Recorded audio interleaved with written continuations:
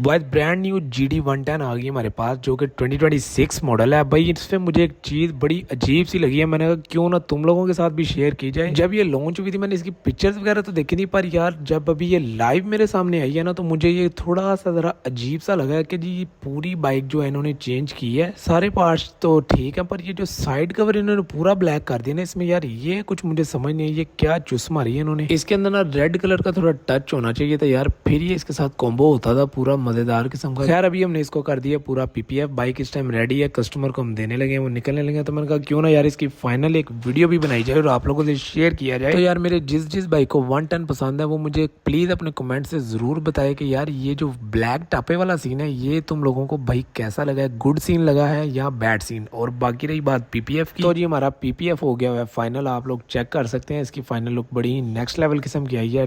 Tank किया है, side cover किए हैं, टेल की है और इसका हुड।